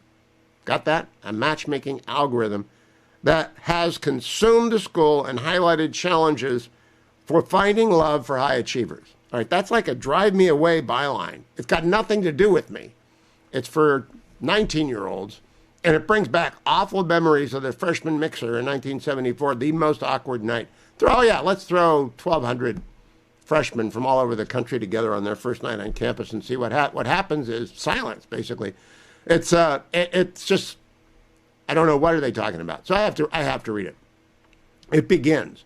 When Ben Rosenfeld started working as a residential assistant at a Stanford University dorm, hello, Bob Rosenfeld, who was my residential assistant back in the dark ages, probably still practicing law in Indianapolis somewhere. He encountered 77 freshmen possessed by a, quote, all-consuming force. His new gig coincided with the release of something called Date Drop, a matchmaking platform for freshmen that launched in September and immediately took over the conversation in the dorm. Of course it is. These people don't know how to talk to people anymore. They grow up looking at their phones, so if they have to talk to strangers, they're going to be out to lunch. They're always talking about who they want to be matched with, who they're matched with, who their friends are matched with, said Rosenfeld, a Stanford science senior majoring in data science. Second thing, they let a senior be an RA for freshmen at Stanford? Bad sign. Created by a graduate student, Henry Wang, Date Drop has students answer 66 questions about their values, lifestyles, and political views. Their responses are fed into an algorithm to pair compatible students. Matches drop every Tuesday night at 9 p.m. Students huddle in dorm rooms and libraries to find out who the algorithm chose for them. Is that not creepy? Is that not totally creepy? The algorithm is matching up Stanford freshmen. No, nothing to be alarmed about at all. My date drop was chopped, a student wrote, using a slang term for unattractiveness. Those who like what they see often wind up on Call Cafe, a popular date spot that offers students a free beverage if they show up with their first match of the quarter. You know, again, another warning sign. If you're going to go to the place that everyone else is going to, place that the algorithm sent you to, it's going to be crowded and noisy. Not a good idea. More than 5,000 Stanford students have used Date Drop in a school with about 7,500 undergraduates. It has spread, and spread is the right word. Spread is like a virus, right? It has spread to 10 other colleges, including Columbia, Princeton, and MIT. Just grand for MIT. They're going to be breeding computers up there. Date Drop just raised $2.1 million in venture capital funding. $2.1 million. I don't even know if you can call that a round of venture funding. $2.1 million? That's like sneezing in Silicon Valley, and they found $2.1 million. The growth, fans say, reflect a reality about many college kids. They're intimidated by real-life courtship, overwhelmed by the endless scroll of dating apps. Entrepreneurial students have found a huge demand for their alternative matchmaking tools. It helps people take a chance on connection, said Wang, a computer science student who coded Date Drop in about 3 weeks. You got a reason to meet up with a specific person, take some of the pressure off. Just so creepy. Some say Date Drop is a very Stanford solution to a very Stanford problem. I've only been to Stanford a couple of times. Victor Davis Hanson would be a better guy to answer, although he's older than I am, so he's also going to be totally mystified by this idea of algorithm for everybody. It's terrible. Freshman Wilson Atkins began chatting with a girl from his dorm room just as Date Drop was getting buzz. His friends took notice. A feature allows a couple, two people, to boost their odds of matching. That's good. You don't have to ask the person out because you'll get coupled together by the algorithm, and that won't be like going out. But I got to get to my favorite line in this thing. It's taken over. Go read it for yourself. It's also, Stanford's also the birthplace of the Marriage Pact, a matchmaking project created in 2017, adopted at 100 universities. It's resulted in 350,000 matches, dozens of marriages. But I got to go down to the very best line. Princeton freshman Pierre Duplessis said, Date Drop has been useful on a campus when asking someone out is unusual. Princeton, they don't ask people out. They give their resumes, I guess. It goes wrong, everyone will know, he said. You don't want to be the guy that's known for embarrassing yourself. Guess who is now the guy known for embarrassing himself at Princeton? It's Duplessis, whatever his name is. Princeton freshman Pierre Duplessis. He's behind the eight ball with that name anyway. The favorite paragraph, and now leave it alone.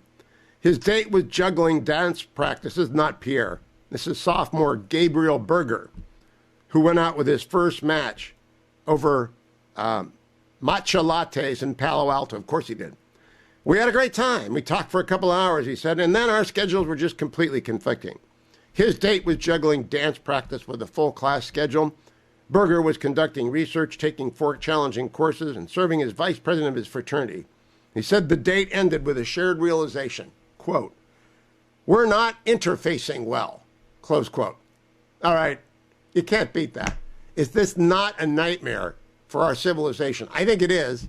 But I suppose it's inevitable, and I never say don't do it. But it does remind me of Steve Buscemi in 30 Rock saying, "Well, how do you know? Where are you, kids?" Because I'm observing this from afar, and 50 years later, maybe it's going to work out just grand. I don't think so, but maybe it will. It's not going to make Stanford a weird place at all when you're the only person with date drop who's never been picked up by date drop, or everyone is extra out on date drop. It's just not a good idea for freshmen to be doing this, but they didn't ask me. On Sunday night in China, former Hong Kong media tycoon Jimmy Lai, 78 years old, was sentenced to 20 years in prison for violating the draconian national security law that was passed in Hong Kong in 2020 or 2019. I'm joined by his daughter, Claire Lai. Claire, that's a very devastating verdict. What is the next steps for you and your brother and the entire Lai effort? It is an extremely heartbreaking sentence. In the words of my brother, it's essentially a death sentence. But now that the sentence is in, we hope that the door is open for more diplomatic and political channels for my father's release, because, it was very clear early on that there was no longer a rule of law in Hong Kong, and that any hopes of my father's freedom wouldn't be found there. Now, he is in solitary confinement. I have followed you very closely. I've talked to Sebastian a couple of times. How is his health? Would you let the audience know that so they can join in keeping it front and center of President Trump when he meets up with General Chairman Xi later in this year? Absolutely. Thank you so much. So my father, he was extremely robust going into prison over 5 years ago now. I've watched as his health has deteriorated. At first, just gradually, but then very dramatically. And, some of the pre-existing conditions are just very poorly managed. For example, his diabetes. He's been diabetic for, over 30 years now, but his diabetes is checked maybe once every 3 weeks, if that. His eyesight is failing, and he requires frequent injections, and so is his hearing. And he has developed new health issues like heart issues that started around mid 2025 that weren't really checked on until they were made public. And even some of the other things, like he has an enlarged spleen, he had a blood disorder, he has like damage to that which protects his red blood cells from damage. That could be symptoms of something else, but no follow-up has been done, and he gets heat rashes in summer. His nails are falling off and turning colors, and his teeth are rotting. It's just a litany of health issues, and we're extremely worried about him. So, Claire, I think that the CCP, Chinese Communist Party, wants to send a message to Hong Kong that they're now part of the totalitarian structure of China. Don't get out of line. But they're sending a message to the world that you can't trust China. Do you think they know the message that the world is getting by the imprisonment of your father? Gosh, I think Hong Kong. I think China is calling it the shots here, and I think Hong Kong. They sort of want to make it seem like the man. Jimmy Lai just is not a man that ever existed. When he's taken out, when he's moved around in prison, whether it's to go to court or anything, he's covered head to toe in a thick black cloth so that he doesn't see anyone and no one sees him. And he used to be able to exercise outdoors, although there was only him in the field, but now it's completely covered and no one gets to see him other than guards. And it's and if looking at their press statements, they're trying to make it sound like my father is this violent man who's, this evil, violent man. But all they've proven is that he's a man who loves God, who loves his family, and, loves freedom. And truth is an essential element of that. I think they're proving the nature of the regime, and I don't know that they know that. Claire, I want to make sure people know what they can do to help. What do you want the audience to do if they're interested in helping Jimmy Lai? So I hope in your charity that you can keep my father in your prayers. Please know that he is very much sustained by your prayers, and I hope you can continue to spread the word about my father. We've all been extremely touched by just the reaction to my father's sentence, and I mean, if just if you can follow our social media accounts, it's support Jimmy Lai on X and on Instagram. That's where you will get the latest updates. Support Jimmy Lai. Are the council, do they have any appeal in the Chinese legal system at all, or is this it? We have 1 minute, Claire. So the appeal system, it's just if it's the international team and the domestic team are completely separate, but appealing at this point, if you look at my dad's previous cases, I mean, like the Tim Owen case, we won at every single level, and then China just took control, and then we lost. So appealing right now would just be losing time, and it's time that my father doesn't have. And no further delay. There should be no further delays at this point. Hashtag support Jimmy Lai on X and on Instagram. Claire, please keep coming back, and you are in our prayers, and I hope Leo the 16th gets involved. Everyone remember, hashtag support Jimmy Lai. I'm with James Lilac, jameslilac.substack.com, humorist extraordinaire.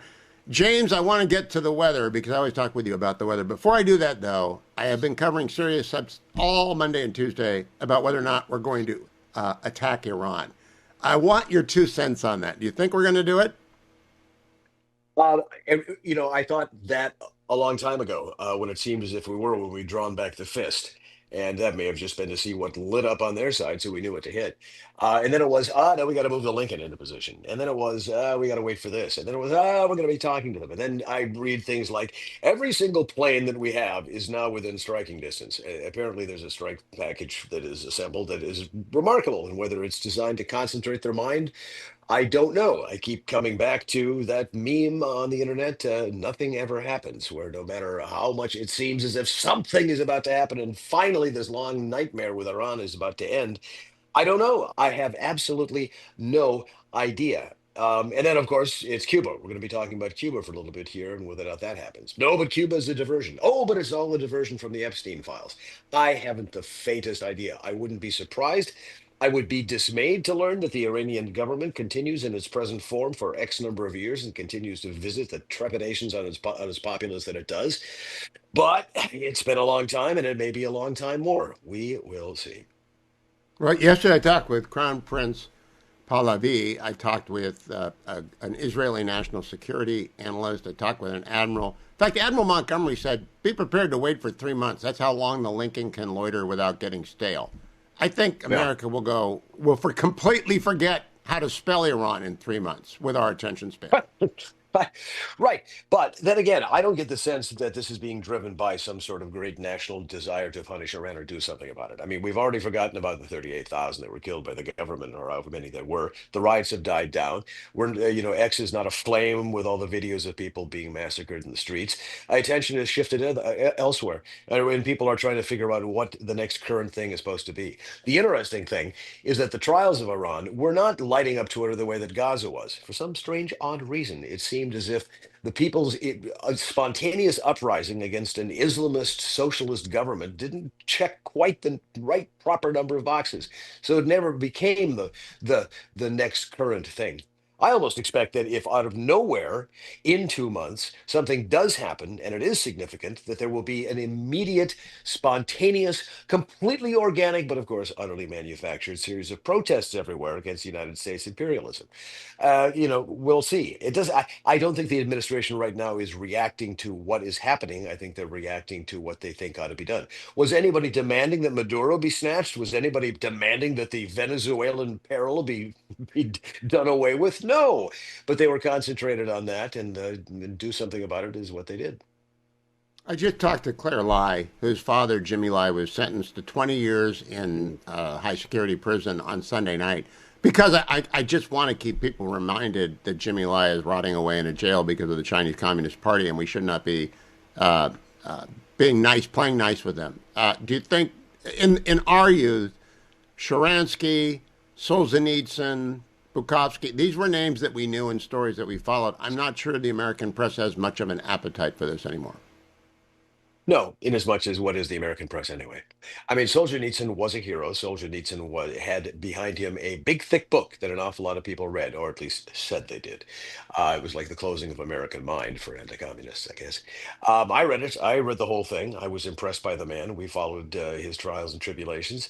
But there isn't that sort of, he doesn't have, lie is completely unknown to most people around here, what he did and what he faces. He's just, no, they haven't made a cause celeb of him at all. And you have to wonder why. Is it because major publications make an awful lot of nice money getting a big thick advertising insert from China? Is it because people have been accustomed to sort of believing that China is still a good, decent player that we can all get along with? That if you are anti-China in some way, you're playing into a MAGA desire to punish with tariffs and the rest of it. I don't know what it is, but there's no real interest or appetite in Chinese dissident politics at this point.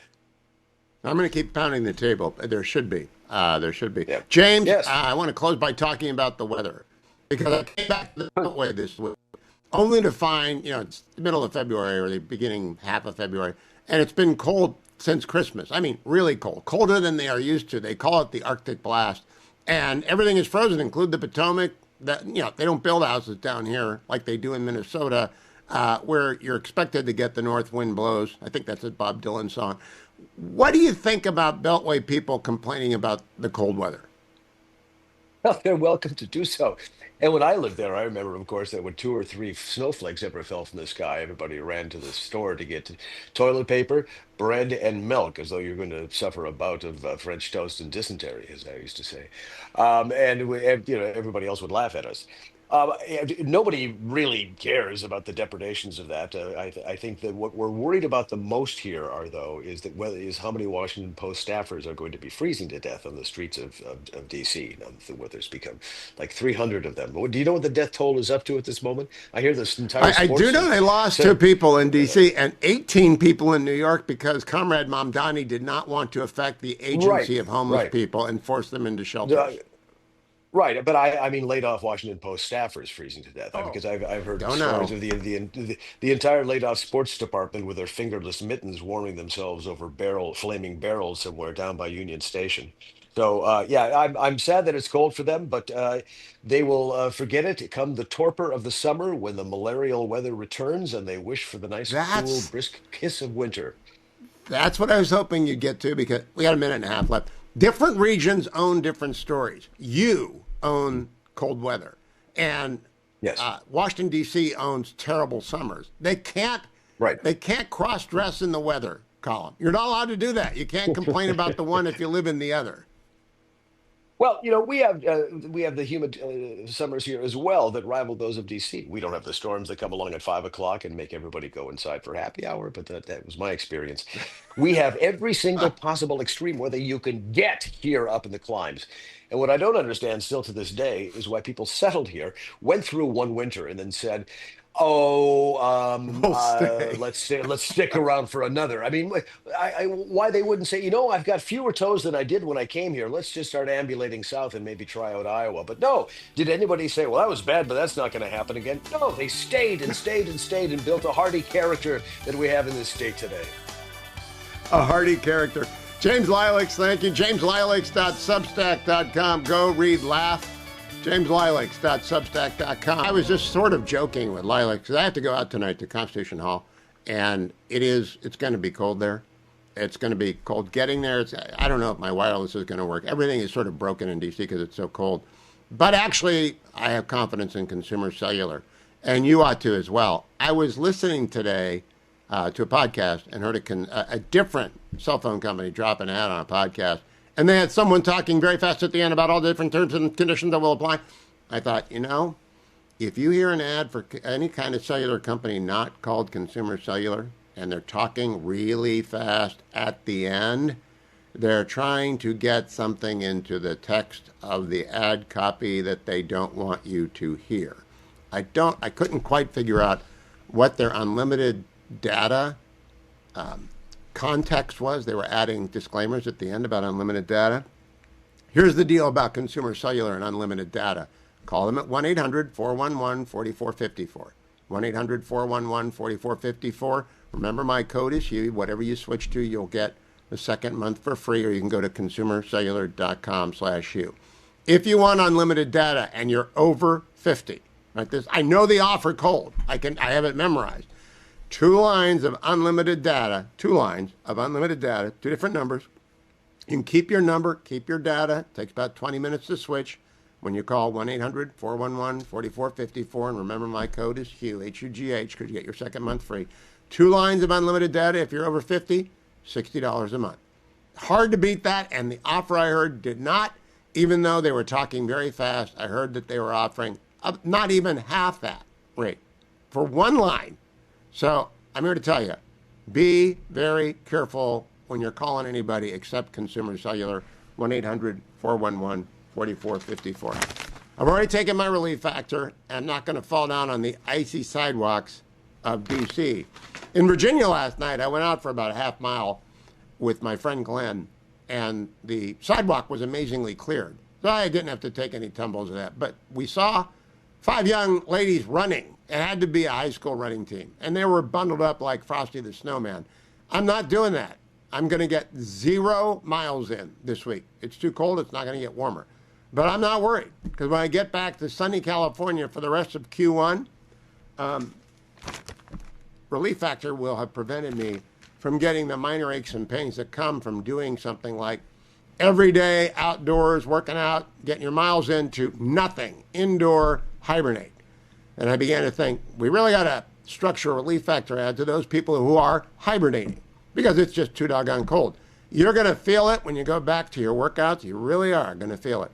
But the answer is right now, call 1-800, the number 4 and the word relief, 1-800-4-RELIEF, and get started on Relief Factor, Icarian, curcumin, resveratrol, omega, 4 natural supplements. The only supplement I've taken in more than 20 years is Relief Factor. And it works. It really does get rid of the minor aches and pains that come with exercise and aging. Should be doing the former. You're definitely doing the latter. Or go to their website, relieffactor.com. Starter pack $19.95, less than $1 a week for the first 3 weeks at relieffactor.com.